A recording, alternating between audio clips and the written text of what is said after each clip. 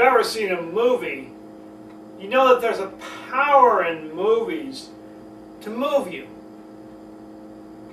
That's why they call them movies, because they can be so darn moving. And as you sit there in the theater or at your home and you let yourself be pulled into this imaginary world, it's amazing how deeply involved you can get into these lives that are rolling in front of you. You know it's not true. You know it's just all made up. There is no real person running all over the place. There is no real situation of this long lost whatever. But somehow you're pulled in, you're drawn in deeply into this imaginary situation where at the end you may find yourself laughing or crying or feeling these deep emotions about something which you know is untrue, but somehow it really deeply affects you. That's the magic of movies. And it turns out that there's a method to that movie madness. There's some very simple things that movies do that once you're aware of them, you can use them in doing your speeches and creating your stories for your speeches. Especially for creating stories.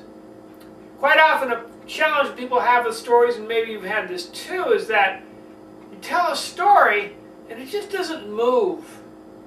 Somehow it's just not moving. It doesn't really get the audience involved, and you tell the story and you think, well, it seemed like it should have been okay. It seemed to have all the parts of a story. Why didn't it work? Why didn't it move anyone? Well, it could have been because there was something missing. Something that movies have that your story didn't. But don't worry. By the end of this brief video, this brief broadcast, you will learn an important new way to look at movies. Will transform you look at movies. You never look at movies the same way again, but you'll also learn how to use movies to build, develop, and grow your stories for your speeches. Because there's a secret in movies. There's a secret things that movies are aware of, that once you're aware of them, you say, of course I understand how that works. But like any other secret, until you're aware of it, you don't know. So today you're going to learn about that power that movies have and why they have that particular power. What it is that makes it, that power work in movies. How you can take that power of movies and transfer it over and use that in your stories. You'll open up to a brand new way of thinking about stories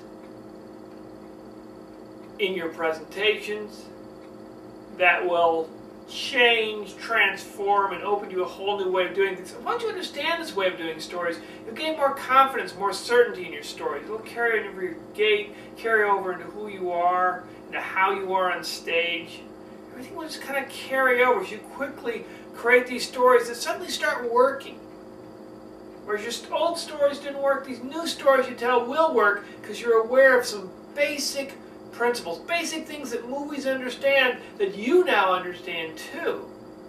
Once you go through and figure out how a story works and what really makes the story happen. And as you start doing this and start going through this, you gain this new confidence in your speaking and confidence in your abilities, and your stories start taking on this kind of movie-like quality. Because now that you understand how they work, you can create your story to be even more movie-like, even more engaging, even more interesting, even more pulling. So by the end of this new story you tell, your audience, just like with the movies, will be engaged, enthralled, interested, drawn in, because you now understand the basic secrets of movies that deepen, enrichen, and fill up your stories. So now, here they are, the basic principles of movies. 3 basic principles will transform your stories forever. You know, there are some stories that just kind of tug at your heartstrings. You know the ones I'm talking about? Yeah. You have your own titles, I don't need to name them. But some movies, some stories just tug at your heartstrings for some reason. There's something there, and you don't know what it is, but it just gets you involved. It gets you into the story right from the very beginning. And it's that power of being able to tug at your heartstrings that is really so important and so useful in this first basic movie technique and story technique.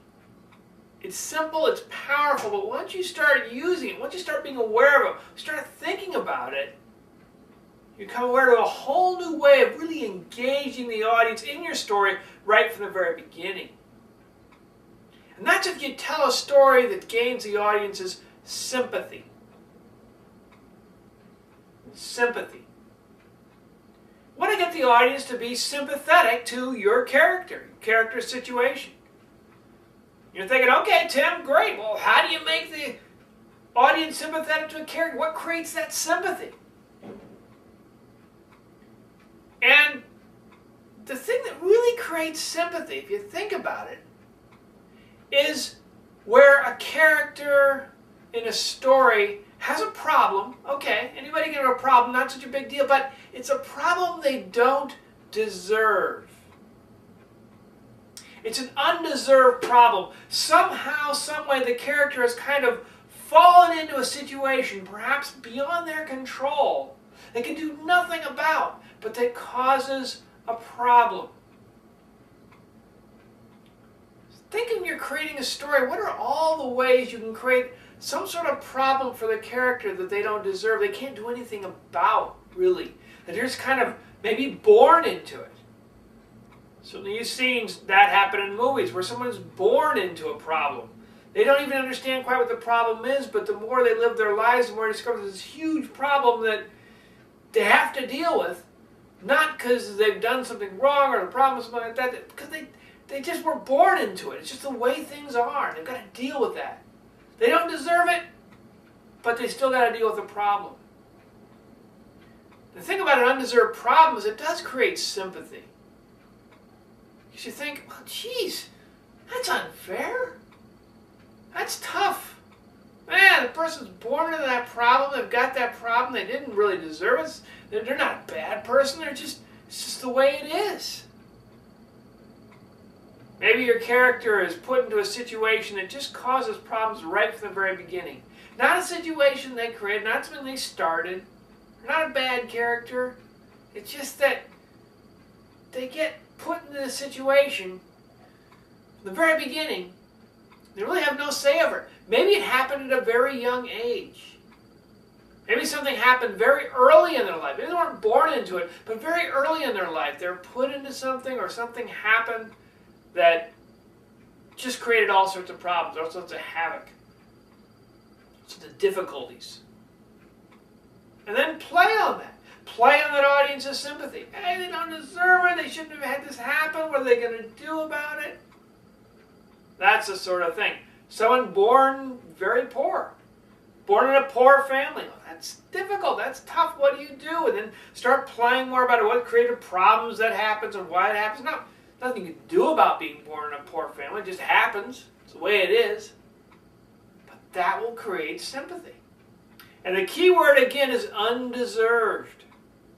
It's just something that just happens. Something that happens either at birth or at a very young age, or where the person was maybe tied up or something. Something horrible happened, something nasty happened, something they just didn't expect to happen, something they just really didn't deserve. They've got to deal with it. They've got to struggle with it. And that creates the all-important conflict. It's an undeserved problem they have to deal with, they have to struggle with, and getting through that problem is the challenge, but the audience becomes interested and involved and feeling for the character because it's an undeserved problem. It creates sympathy. So sympathy is a powerful way to get your story started. There's another way too. They can also be very effective. You've probably seen these sort of films. where all the way through, the person is just running. They're just running.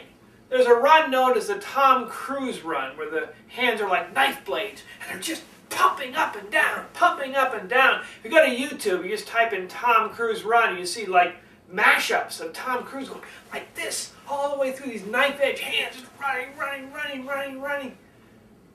And you say, well, geez, okay, Tom Cruise was running all the place. What's such the big deal about it? What's the big deal about running? Well, granted, if you just have a story where people are running all the time, hey, everybody likes to run. I mean, it could be a jog. It could be out for some sort of a 12K. They could be on some sort of a marathon. That not itself is going to create interest in the audience. But people are running, running, running, running, running because they're in jeopardy. That's something. That's a big deal. Jeopardy can really get people involved in your story. Here it's not an issue of sympathy. It's not necessarily they feel sorry about the character. It's jeopardy. And if there's a jeopardy situation, simply means that there's a danger of loss. There's something the character has to hold on to that they might lose. There's something that they've gotten a hold of or they're trying to get to, or they're really close to losing it, or really close to get. There's this jeopardy, there's this problem. Something can go wrong really quickly. And the character all the way through is in jeopardy. Maybe they're in danger for their life. That's used a lot in action movies. In fact, a lot of the Tom Cruise movies, Mission Impossible, those are all about danger of life. That's the jeopardy. The danger of loss is danger of loss of their life. In the very popular James Bond movies, quite often, loss of life is the big jeopardy. All the way through, Bond is in jeopardy because he could get killed at any moment. But there are other dangers too. Perhaps a dangerous gamble where they might lose their life savings.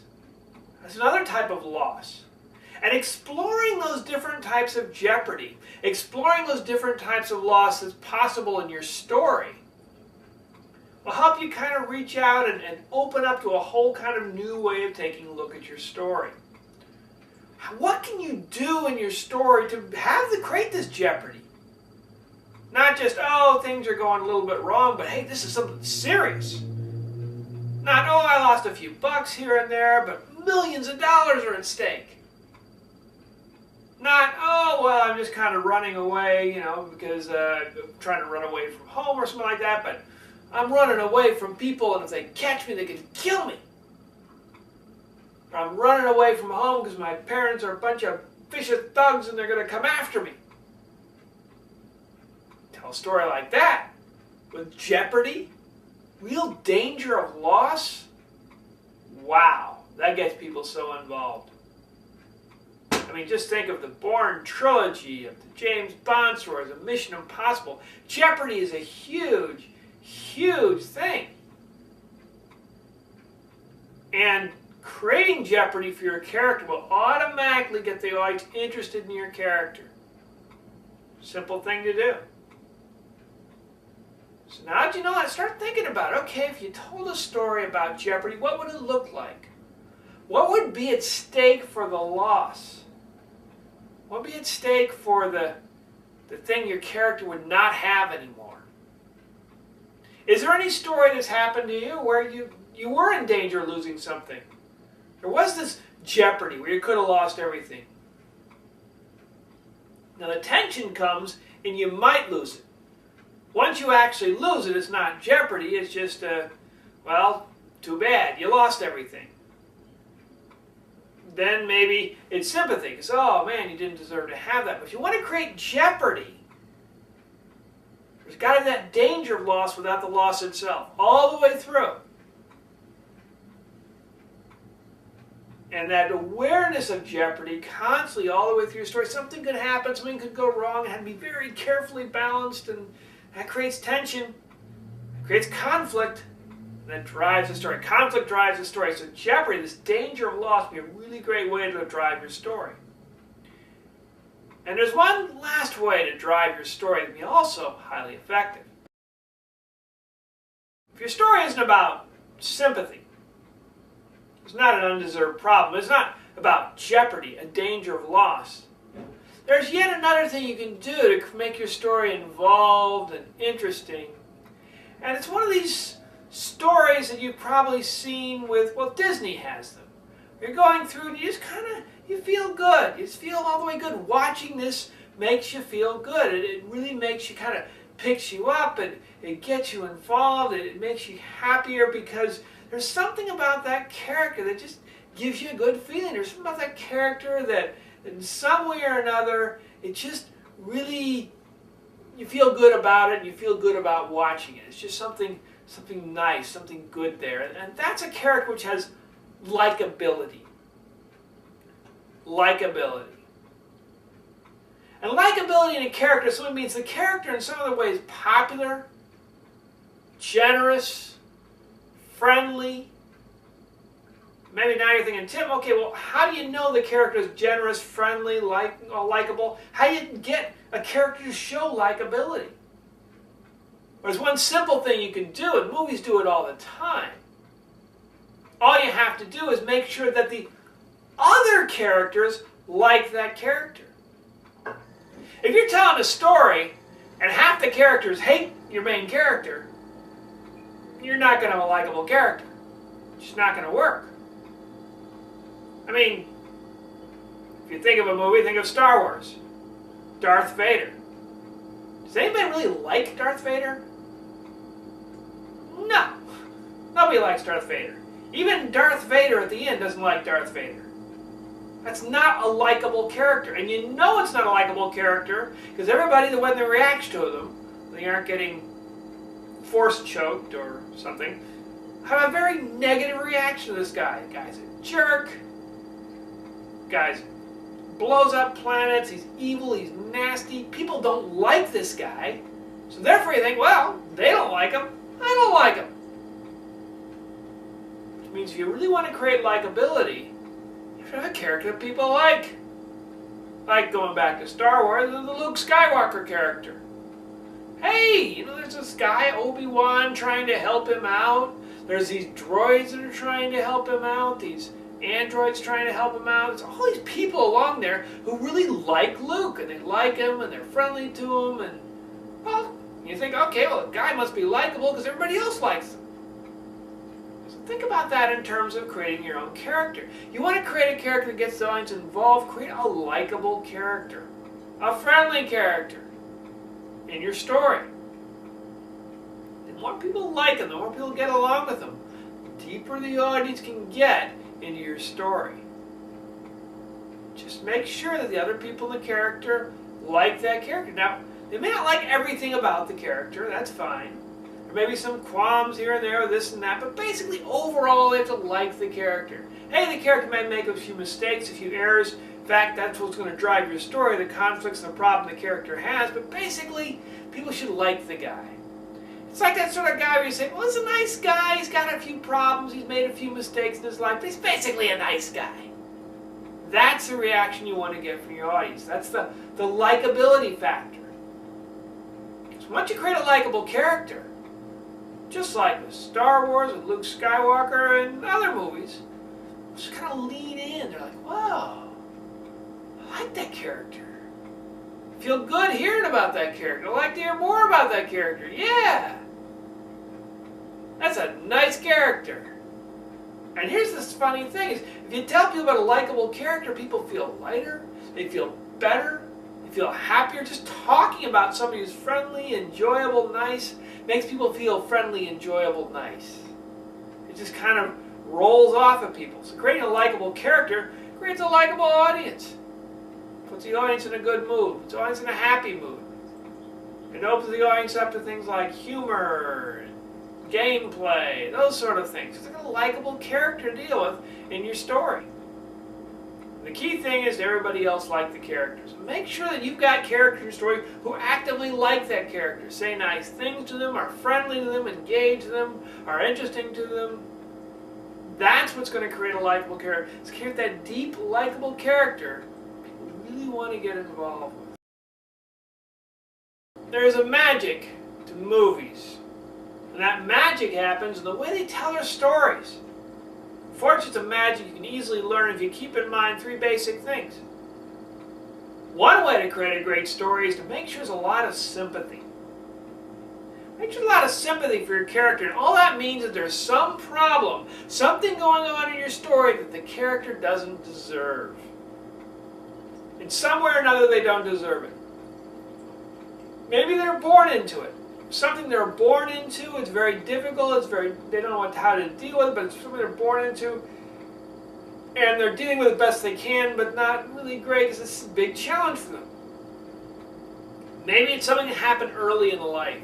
Somehow it happened early in life, they couldn't really handle it, got through it, with difficulties happening, so that's another possibility.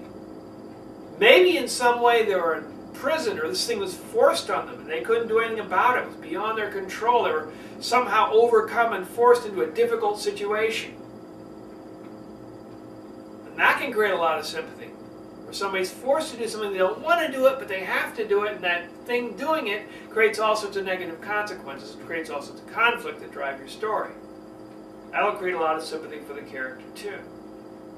So keep in mind, sympathy is one way to involve the audience in your story. Another way is to use Jeopardy. Jeopardy. And all Jeopardy simply means is that there's a danger of loss. There's a danger of loss. Your character could lose something. Now notice your character hasn't already lost it. If your character's already lost something, then you put the character more in a sympathy situation. Forces beyond their control conspired together, and now they're in a difficult situation, and they've got this problem, and that's very difficult, and that's sympathy. But in Jeopardy, the tension is always there's a danger of loss. Your character has not yet lost anything, but they could. Maybe they're a gambler, and they keep gambling and gambling, and it keeps on higher and higher stakes. They haven't lost yet, but they could. They could lose their house, or their home, or their car, or whatever. There's this danger going on. Maybe your character is in a very risky situation where they're trying to keep a secret from somebody, and if that secret comes out, it could create a huge problem. Again, that danger of loss. Jeopardy. If you think about the great Jeopardy stories, they just really do pull you in because they're exciting. Something is always going on in a story of Jeopardy because always something comes up like, oh, they could lose it here, they could lose it there. Think back to the James Bond movies. James Bond is always running around and doing all these things because something could go wrong at any moment and it would just ruin everything. The danger of loss in James Bond's case quite often is the danger of his life, losing his life.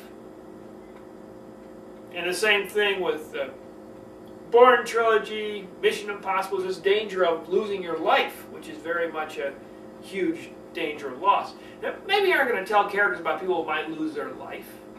Maybe you are. Tell a story about somebody climbing a mountain. If they slip, they could fall, die. That's a possibility. It's a Jeopardy sort of situation. But you don't have to go all the way to loss of life. Maybe it's just loss of money. It's mentioned that gambling character. They gamble, gamble, gamble, and they really haven't got a control of it. Just make sure some Jeopardy, some danger of loss. Now, if you decide not to use sympathy, where there's an undeserved problem, or Jeopardy, danger of loss, you still can use another method, and that is simply to have likability. And all likability simply means that your character is likable. Somehow they're popular, they're generous, they're just a nice guy, people like to be around him, and you know that because the other characters like to be around him. I mean, think about Star Wars with Darth Vader. You know Darth Vader isn't likable because nobody wants to be around him. On the other hand, you know Luke Skywalker is likable because everybody wants to be around him. He just attracts all sorts of friends and helpers and helpmates everywhere he goes. He's a likable character. Now the thing about having a story with likable characters is it pulls people in, it gets them involved, it gets them interested, and they start feeling better. They open up, they're open to happiness, open to activities, whatever you have to do. Likable characters will open up your audience. Well, now that you know these little secrets, start using these movie secrets in your next story.